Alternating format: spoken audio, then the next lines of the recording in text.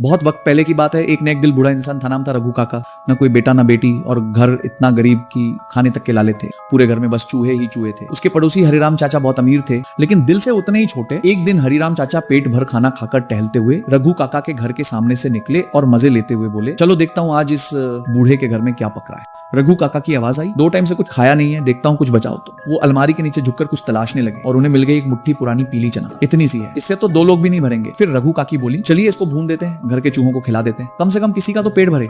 रघु काका ने दाल को अच्छे से भूनकर चूहे के बिल के पास रख दिया। रात गहराई और उसी खुशबू से खिंचकर चूहेराज के 3 नंबर के बेटे राजा बेटा बिल से बाहर निकले। वाह क्या खुशबू है! वो सारी दाल समेटकर अपने माता पिता के पास ले गए। चखते ही चूहों के राजा और रानी खुश हो गए। ये कहां से लाई इतनी स्वादिष्ट चीज? रघु काका ने दिए। राजा बोले, अरे ऐसे नेक इंसान को धन्यवाद देना चाहिए, उसे हमारे महल में बुलाओ। राजा बेटा झट से रघु काका के पास पहुंचा। उठिए, मेरे पिताजी चूहों के राजा आपको हमारे राज्य में निमंत्रण भेजते हैं। रघु काका हड़बड़ाए, अरे बेटा तुम्हारा बिल तो इतना छोटा है, मैं कैसे जाऊं? आप बस आंख बंद कर लीजिए और सोचिए कि आप बहुत ही नेक इंसान हैं और बस दाल खाना पसंद है। जैसे ही रघु काका ने आंखें खोली, खुद को चूहों के भव्य राज्य में पाया। वहां चूहा राजा ने उनका स्वागत किया। आपके भुने हुए दाल ने मेरी रानी और बेटे का दिल जीत लिया। बदले में ये सोने से भरा संदूक हमारी ओर से एक छोटा सा तोहफा है। रघु काका घबरा गए, नहीं नहीं ये ज्यादा है, मैं बस दाल ही तो। राजा मुस्कुराया, जो दिल से देता है उसे कभी खाली हाथ नहीं लौटाते। रघु काका संदूक लेकर घर लौटे और काकी को सारी बात बताई। दोनों की आंखों में खुशी के आंसू थे। अब हमें कभी भूखा नहीं सोना पड़ेगा। तभी खिड़की से झांकते हरिराम चाचा की नजर चमकते हुए सोने पर पड़ी। उन्होंने चुपचाप सब सुन लिया। अरे वाह, बस दाल खिलानी है, ये तो आसान है। वो भागे भागे घर गए, ढेर सारी दाल निकाली, भूनकर प्लेट में सजा दी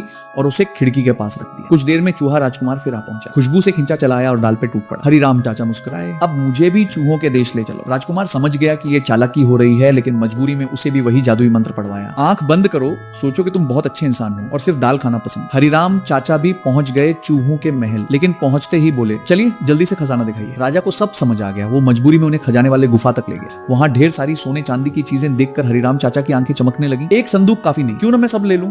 फिर उनके मन में एक खुराफाती आइडिया आया। उन्होंने जोर से बिल्ली की म्याऊं म्याऊं आवाज निकाली। पूरा चूहा परिवार डरकर भाग गया। हरिराम चाचा खुशी से चिल्लाए, सारा खजाना अब मेरा है। लेकिन तभी पूरी गुफा अचानक गायब हो गई। रास्ता बंद हो गया। वो वहीं अकेले छूट गए खजाने के साथ, लेकिन अब बाहर निकलने का कोई रास्ता नहीं। अब वो वहीं के होकर रह गए हमेशा के लिए।